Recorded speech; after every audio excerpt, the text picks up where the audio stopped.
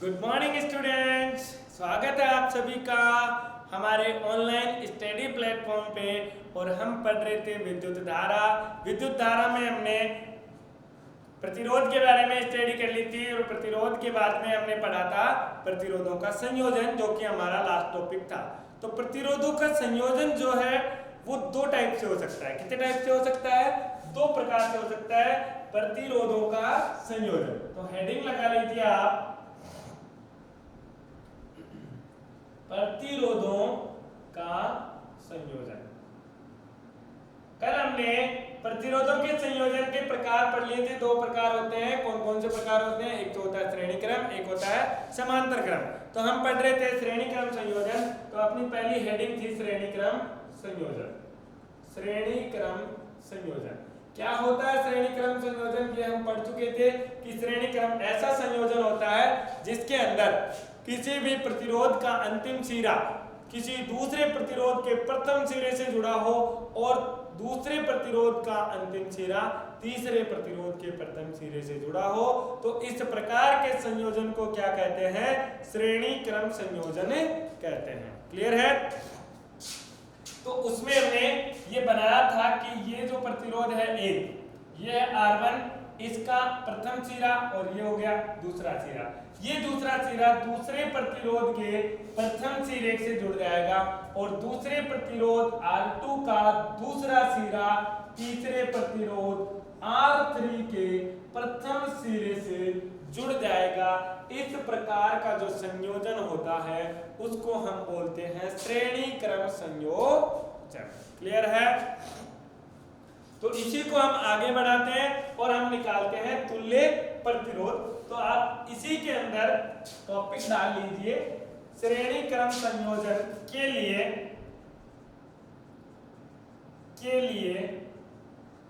तुल्य प्रतिरोध। अब तुल्य प्रतिरोध निकालना है तो तुल्य प्रतिरोध से पहले हम क्या करते हैं? एक संयोजन बनाते हैं और उस संयोजन के लिए हम निकालेंगे प्रतिरोध। तो देखिए इधर मान लेते हैं कि तीन प्रतिरोध है R1, R2 और R3। ये हो जाएगा R2 और यहां से नेक्स्ट प्रतिरोध लगेगा R3। R1, R2, R3 तीनों श्रेणी क्रम में संयोजित है और तीनों श्रेणी क्रम में संयोजित होने के साथ इन प्रतिरोधों को एक बैटरी या फिर सेल जिसको आप बोलते हो उससे जोड़ देते हैं और एक लगा देते हैं हम कुंजी। ये आप लोगों ने देख ही रखा है। कुंजी क्या होता है? प्रतिरोध तो सिंपल तार होते हैं। ये तार अलग अलग तार ले लो। क्लियर है? जैसे एक तार हरा वाला ले लो, बड़ा होता है, एक काला थोड़ा छोटा तार ले लो, या फिर कोई आप अलग अलग मेटल के धातुओं के तार ले लो जिनके प्रतिरोध क्या होते हैं? अलग अलग होते हैं। क्लियर है? कुंजी लगा करके इसको हमने यहाँ पे बना दिया और अभी तक हमने कुछ भी नहीं लगाया है। हमें सिर्फ प्रतिरोधों का तुल्य प्रतिरोध निकालना है, इसलिए हमने सिर्फ इतना ही संयोजन लिया है। आप अगर विभवांतर नापना चाहते हो तो इन दोनों के बीच में बिंदुओं के लेके जाओ और विद्युत विभव का मान निकाल लो। इन दोनों बिंदुओं के बीच जाओ और विद्युत विभव का मान निकाल लो। कैसे निकालोगे? इन दोनों के बीच वोल्टमीटर लगा करके। वोल्टमीटर आप लोगों ने देख ही रखा है, नहीं देख रखा है तो मैं दोबारा दिखा देता हूँ। ये एमीटर है तो इस तरीके का भी क्या होता है? वोल्टमीटर होता है। जैसे ये एमीटर है, इसी तरीके का क्या होता है? वोल्टमीटर होता है। एमीटर को कहां लगाएंगे? श्रेणी क्रम में। वोल्टमीटर को कहां लगाएंगे? समांतर क्रम में। ठीक है? समांतर क्रम श्रेणी क्रम के अंदर क्यों लगाते हैं वो आपको पता है और मैं अभी बता दूंगा। तो देखिए, जब ये प्लस है और ये माइनस है, ये कुंजी के है, तो ये जब कुंजी के है, क्या इसमें कोई विद्युत धारा प्रवाहित हो रही होगी? नहीं हो रही। क्यों नहीं हो रही होगी? क्योंकि यहाँ का कनेक्शन कट चुका है और जब कनेक्शन कट जाता है तो विद्युत धारा आगे प्रवाहित नहीं होगी। विद्युत धारा प्रवाह के लिए सतत परिपथ की जरूरत होती है। ध्यान रखना, किसकी जरूरत होती है? सतत परिपथ, यानी कंटिन्यूअस चलने वाला पथ होना चाहिए। अगर मैंने यहाँ पे कुंजी लगाई तो कुंजी लगाते ही क्या होगा? इसमें विद्युत धारा प्रवाहित होगी और विद्युत धारा की दिशा प्लस से माइनस की तरफ होती है। किधर होती है? प्लस से माइनस की तरह, तो यहां से विद्युत धारा निकली I। कितनी निकलेगी? I। और ये I कब तक चलती जाएगी? जब तक तार के टुकड़े ना हो गए हो। तार का विभाजन जब तक रास्ते दो नहीं आएंगे तब तक ये चलती जाएगी। देखो इधर I यहां से आई, तो ये I यहाँ पे आई और ये I भी आती रहेगी, यहां से आकर के इधर मुड़ जाएगी। लेकिन अगर मान लो मानने में क्या जा रहा है, एक तार इधर जा रहा है, एक तार इधर जा रहा है। ये I जैसे ही यहाँ पे आ जाएगी तो इसको लगेगा कि मैं इस रास्ते पे जाऊं कि इस रास्ते पे जाऊं, और अगर दोनों ही रास्ते यहाँ पे आके मिल रहे हैं तो कहेगी आधी I क्या बोलेगी, आधी इस रास्ते पे जाओ और आधे इस रास्ते पे जाओ। तो आधे इधर गए आधे इधर गए, आकर के मिल गए I पे। इसका मतलब क्या है मेरा बनाने का? इसका मतलब ये है कि विद्युत धारा जो होती है वो परिपथ में अगर एक ही बिंदु से दो रास्ते निकल रहे होते हैं तो वहां पे विद्युत धारा का मान अलग हो जाएगा। क्लियर है? वो बट जाएगी विद्युत धारा। लेकिन जब तक परिपथ एक चल रहा है तब तक विद्युत धारा समान रहेगी। तो यहां पर अपना परिपथ जो है वो एक ही चल रहा है, तो यहां से विद्युत धारा आएगी I। ये बिंदु हो गया एक, ये बिंदु हो गया B, ये बिंदु मान लो C और ये बिंदु हो गया D। क्लियर है? तो इसके अंदर आगे भी कोई चेंज हुआ है क्या? नहीं हुआ, तो I यहाँ पे आ जाएगी। आगे चेंज हुआ है? नहीं हुआ, तो I यहाँ पे आ जाएगी। आगे कुछ चेंज हुआ है? नहीं हुआ है, तो विद्युत धारा I यहाँ पर भी आ जाएगी और फिर चलती चलती वापस I यहाँ पर पहुंच जाएगी। क्लियर है? कोई दिक्कत है इसमें? नहीं है। अगर कोई दिक्कत नहीं है तो देखिए, विद्युत धारा I होगी, ये जो बैटरी होगी इसका कुछ ना कुछ विभवांतर होगा। क्या होगा? विभवांतर होगा। मान लेते हैं बैटरी का विद्युत विभव कितना है? V है। यानी बैटरी 6 वोल्ट की है तो 6 वोल्ट हमें दे देगी, हमें 6 वोल्ट विभवांतर मिलेगा। कहां मिलेगा? इन दोनों सिरों के मध्य। कौन से दोनों सिरे हैं? देखो, एक तार यहां लगाया, एक तार यहां लगाया। इन दोनों तारों की बात करता हूं तो इन दोनों तारों के मध्य क्या है? बैटरी में विभवांतर होना चाहिए भी, उतना ही विभवांतर इन दोनों सिरों के मध्य होगा। क्यों होगा? क्योंकि ये दोनों तो तार ही तो है सिंपल, और ये दोनों तार सिंपल यहाँ तक सेम है, तो इसके बीच में और इसके बीच में विभवांतर का मान कितना होना चाहिए? यही V होना चाहिए, जो V कितना है? बैटरी का विद्युत विभव है। बात समझ आ रही है? चलो अब देखो, यहाँ पर तार अलग हो गया, प्रतिरोध का मान अलग हो गया, तो इससे इसका जो सिरा है उसके बीच विभवांतर का मान कितना होगा? V1 मान लेते हैं। कुछ अलग होगा, यहां से लेकर के यहां तक विद्युत विभव का मान या विभवांतर का मान क्या होगा? कुछ अलग होगा, जिसको हमने मान लिया V2 है। और बिंदु C और D के बीच में विद्युत विभव का मान कितना होगा? V3 होगा। और हमने एक बात बोली है कि A और D के बीच में कुल विद्युत विभव कितना होना चाहिए? V होना चाहिए। इसका मतलब क्या हो गया कि V1, V2, V3 तीनों को अगर मैं जोड़ूंगा, तीनों को अगर मैं जोड़ता हूं तो विद्युत विभव का मान बैटरी के विद्युत विभव के बराबर ही होना चाहिए, क्योंकि इससे ज्यादा या कम नहीं हो पाएगा। क्यों नहीं हो पाएगा? क्योंकि बैटरी ने इतना ही दिया है तो इतना ही इनको मिलेगा। बट इन्होंने क्या कर लिया? बंटवारा कर लिया। क्यों बंटवारा कर लिया? क्योंकि इनके सिरे अलग अलग हो गए हैं। क्या हो गए हैं? सिरे अलग अलग हो गए। सिरे अलग अलग होने से मतलब क्या है? सिरे अलग अलग होने से मतलब है कि देखो, यहाँ पे अगर विद्युत विभव V1 था तो यहाँ पे V2 होगा, और V2 VA और ये VB है, तो VB माइनस VA जो होगा वो यहाँ का विद्युत विभव होगा। अब इस बिंदु का तो विद्युत विभव VB है, बट इस बिंदु का विद्युत विभव VC होना चाहिए, और ये VC और ये VB ये इनसे अलग है, इसलिए इनका जो अंतर होगा वो भी क्या होगा? अलग होगा। क्या होगा? अलग होगा। इसलिए विद्युत विभव का मान सब में क्या होता है? अलग अलग होता है। क्लियर है? तो चलिए थोड़ी सी थ्योरी लिख लेते हैं और उसके बाद हम शुरू करते हैं। माना तीन प्रतिरोध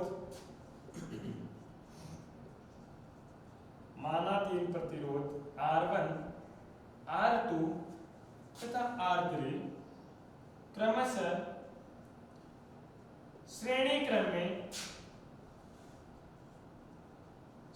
क्रम में जुड़े हैं, जिनमें समान विद्युत धारा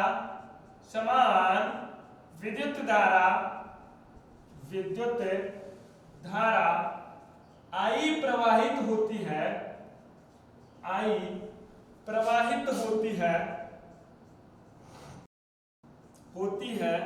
तथा इनके सिरों पर विभवांतर का मान क्रमशः V1 V2 तथा V3 है। क्लियर है? क्रमशः कितना हो जाएगा? V1 V2 और V3 हो जाएगा। ये किसके मध्य है? अलग अलग प्रतिरोध के सिरों के उत्पन्न विभवांतर का मान है। क्लियर है यहाँ तक? यहाँ पे किसी को कोई दिक्कत नहीं होनी चाहिए। चलो कोई दिक्कत नहीं है तो फिर करते हैं आगे। इधर देखिए, ये प्रतिरोध है R1। ये प्रतिरोध कौन सा है? R1। इसमें विद्युत धारा प्रवाहित हो रही है I। ठीक है, विद्युत धारा प्रवाहित हो रही है I और इसके सिरों के मध्य विभवांतर क्या है? V1 है, I विद्युत धारा है, R1 प्रतिरोध है। तो ओम का नियम यहाँ पर लगेगा या नहीं लगेगा? लगेगा। ओम का नियम कहता है कि V1 बराबर I गुणा R1 होना चाहिए। V1 बराबर क्या होना चाहिए? I गुणा R1 होना चाहिए। क्लियर है? चलो, अगर ये पता है तो सेम इसी तरीके से दूसरा प्रतिरोध होगा, उसमें भी विद्युत धारा I है, प्रतिरोध R2 है, विभवांतर V2 है, तो ओम का नियम उसमें भी लगेगा। क्लियर है? इसी तरीके से तीसरे में लगेगा। तो चलिए इसको करते हैं आगे हम। तो चित्रानुसार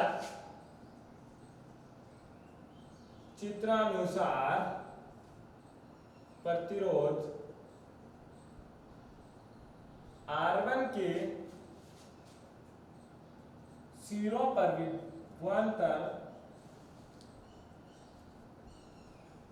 विभवांतर नीचे लिखते हैं थोड़ा सा।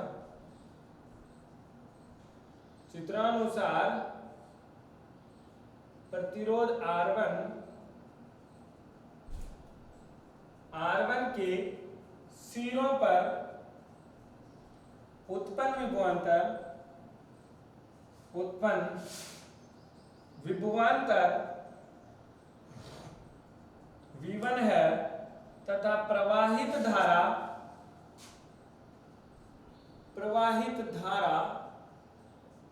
I1 है। तो ओम के नियमानुसार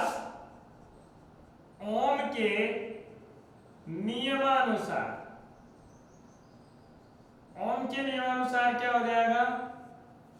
नियमानुसार, ठीक है। ओम का नियम कहता है कि V बराबर IR होना चाहिए, तो V1 बराबर I गुणा R1 होना चाहिए और ये समीकरण नंबर 1 हो जाएगा। कोई दिक्कत है? नहीं है। चलो इसी तरीके से इसी प्रकार प्रतिरोध R2 के सिरों पर विभवांतर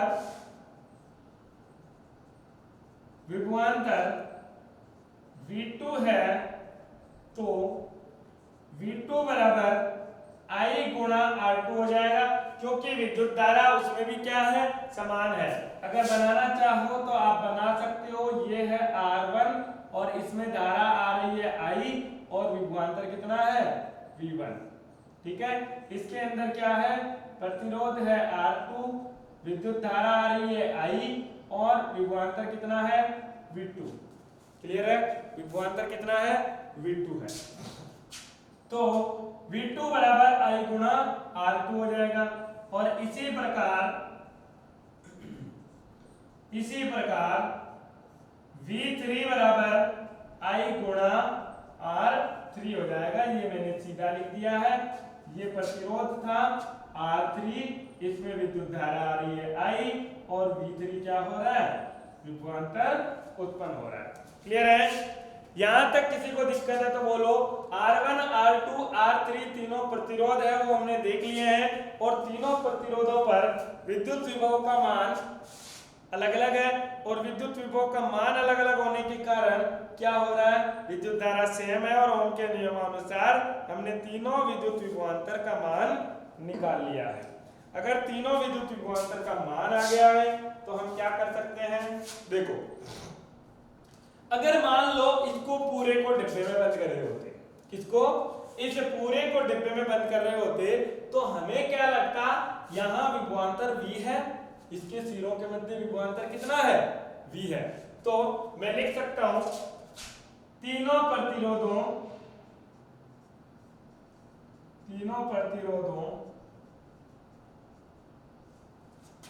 या फिर आपको बिंदु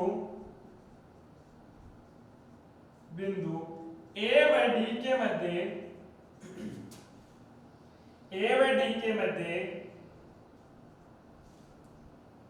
विभवांतर का मान बैटरी के विद्युत विभव के बराबर होना चाहिए।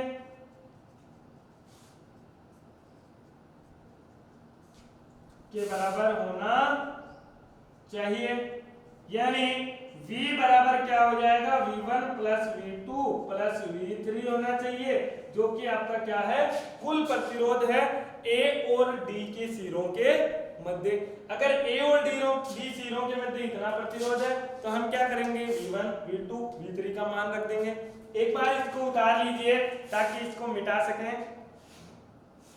चलिए स्क्रीनशॉट लीजिए, स्क्रीनशॉट लेकर के आप इसको उतार लीजिए। बाद में जैसे ही क्लास खत्म होती है उस फोटोग्राफ से आप क्या करेंगे, कॉपी के अंदर नोट्स बनाया करेंगे। चलो हमें पता है V बराबर क्या होता है, V1 plus V2 plus V3 होता है। तो V1 V2 V3 के मान आपके पास पड़े हैं, तो V1 V2 एवं V3 के मान रखने पर, अगर आप मान रखते हो तो आपको क्या मिलेगा कि V बराबर होना चाहिए I गुणा R1 प्लस I गुणा R2 प्लस I गुणा R3। इसको मैं बोलूंगा समीकरण 1, ये 2, ये समीकरण नंबर 3 और ये हो गया समीकरण नंबर 4। तो ये समीकरण नंबर हो जाएगा अपना 5। V बराबर I R1 plus I R2 plus I R3। तीनों के अंदर I का मान क्या है, समान है। I का मान समान है तो V बराबर क्या हो जाएगा, I गुणा R1 plus R2 plus R3।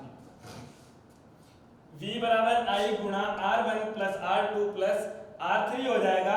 अब देखिए इधर समीकरण 5 इसको दे दीजिए और इसको अगर मैं देखता हूं और पूरे को एक बक्से में बंद करूं, इस पूरे को अगर मैं एक बक्से में बंद करूंगा तो मुझे क्या लगेगा, मुझे ऐसा लगेगा कि यहां से जो विद्युत धारा आ रही है और यहां पे विद्युत धारा निकल रही है, तो अंदर मुझे लगेगा कि एक ही प्रतिरोध होगा जो कि इस V के लिए है। यानी वो प्रतिरोध जो होता है जिसको हम एक बक्से में बंद करने के बाद देखते हैं उसको हम बोलते हैं एक तुल्य प्रतिरोध। कहने का मतलब है तीनों प्रतिरोधों के स्थान पर यदि आप एक प्रतिरोध का उपयोग करना चाहो तो उस प्रतिरोध को हम बोलते हैं तुल्य प्रतिरोध। और वो तुल्य प्रतिरोध का मान इन तीनों प्रतिरोधों के कुछ ना कुछ इधर उधर करने के बाद आया होगा। वो इधर उधर कितना होता है वो करते हैं हम, उसको मैं मिटाने जा रहा हूं। ये आप लोगों ने पहले उतार रखा है।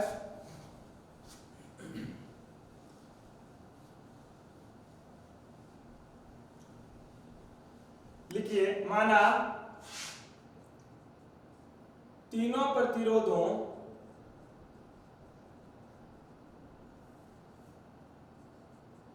माना तीनों प्रतिरोधों का तुल्य प्रतिरोध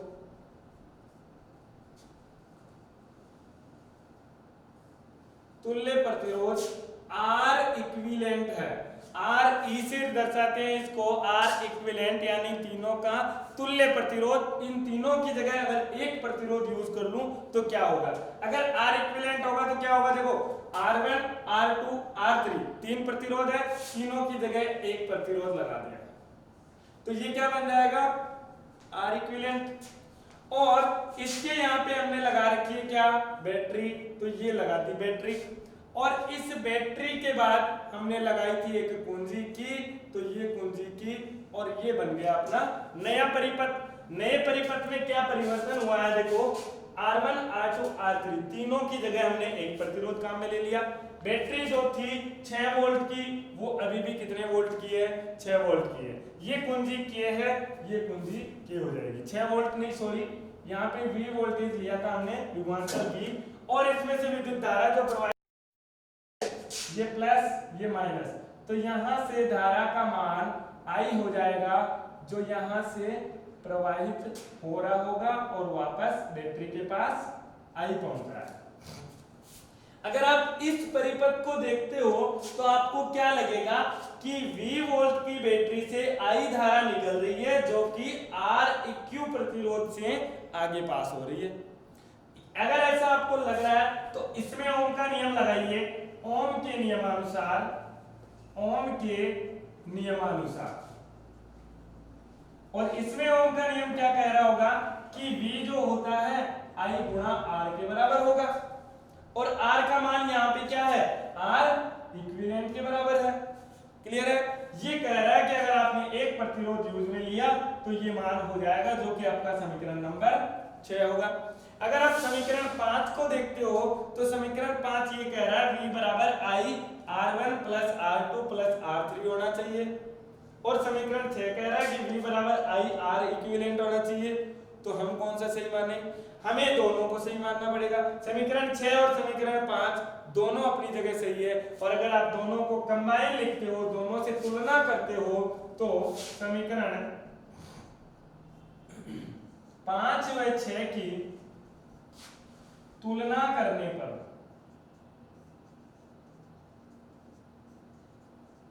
तुलना करोगे तो क्या हो जाएगा? V बराबर R इक्विवेलेंट का, तो I गुणा R इक्विवेलेंट बराबर होना चाहिए I गुणा R1 plus R2 plus RA3 के।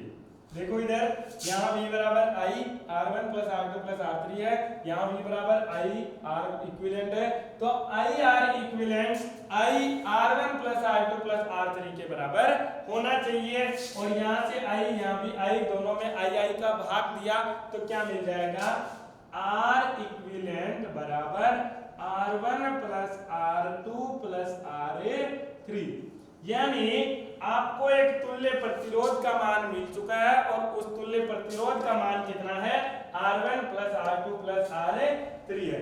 तीन प्रतिरोध अगर लगाए थे श्रेणी क्रम के अंदर, तो श्रेणी क्रम के अंदर हमने पहले ही बिंदु लिख रखे हैं कि विभवांतर का मान प्रत्येक प्रतिरोध के सिरों पर अलग अलग होगा, विद्युत धारा का मान प्रत्येक प्रतिरोध में समान होगा, और उससे हमने रिलेशन निकाला, और उस रिलेशन को हम बोलते हैं तुल्य प्रतिरोध। और तुल्य प्रतिरोध क्या हो जाएगा आपका?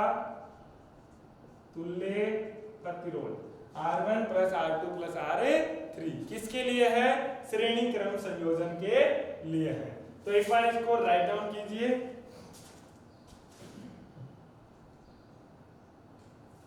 चलिए, हो गया। तो तुल्य प्रतिरोध का हमने सूत्र निकाल चुके हैं। तुल्य प्रतिरोध क्या होता है श्रेणी क्रम के लिए? R1 plus R2 plus RA3 होता है। क्लियर है? तो एक तुल्य प्रतिरोध के लिए हम क्वेश्चन करते हैं, और उसके बाद हम चलते हैं आगे।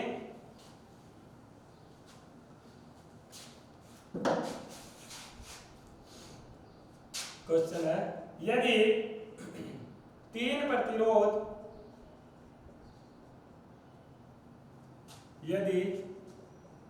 प्रतिरोध क्रमशः 3 ओम 6 ओम तथा 12 ओम श्रेणी क्रम में संयोजित है। श्रेणी क्रम में संयोजित है तो प्रतिरोधों का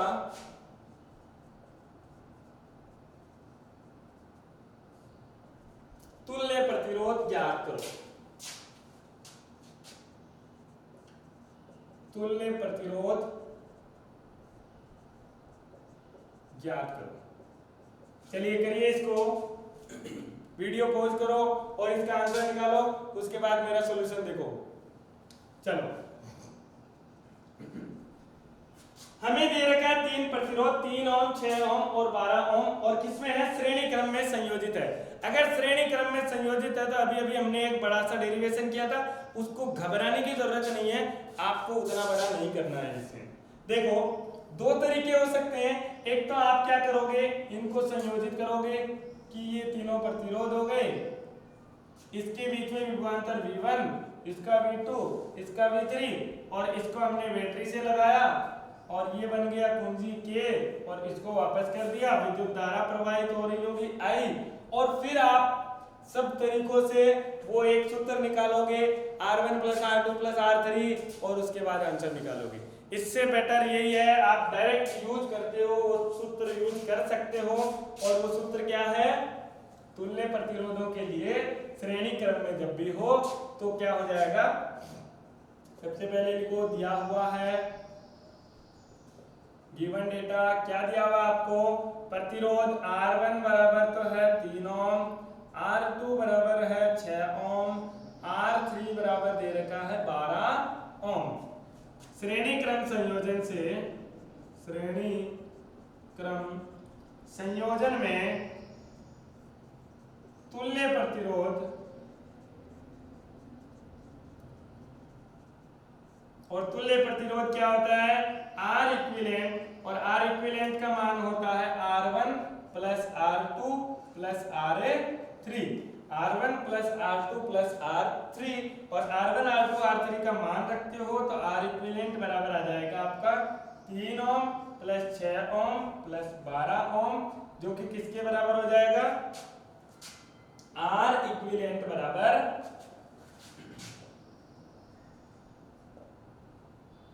21 ओम। तीनों को जब आप जोड़ लगाओगे तो कितना मिलेगा? 21 ओम।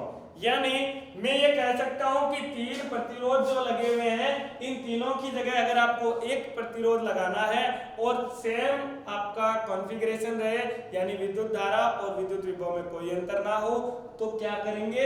इन तीनों की जगह एक 21 ओम का प्रतिरोध आप लगा सकते हो। क्लियर है? और कहने का मतलब है यदि कोई 21 ओम का है तो श्रेणी क्रम में 3, 6 और 12 के प्रतिरोध लगाओ, वो कैसा होगा? वैसा ही व्यवहार करेगा जैसा कि 21 ओम का प्रतिरोध कर रहा होगा। क्लियर है? ये कुछ थी आपकी बातें श्रेणी क्रम के बारे में। तो श्रेणी क्रम संयोजन पे आगे भी बहुत सारी बातें बाकी है, वो हम बाद में करेंगे। तब तक के लिए थैंक यू। वीडियो को शेयर करें, अपने दोस्तों को बताएं कि क्लासेस चल रही है स्कूल की तरफ से, तो उन क्लासों का ज़्यादा से ज़्यादा यूटिलाइज करें। Thank you very much.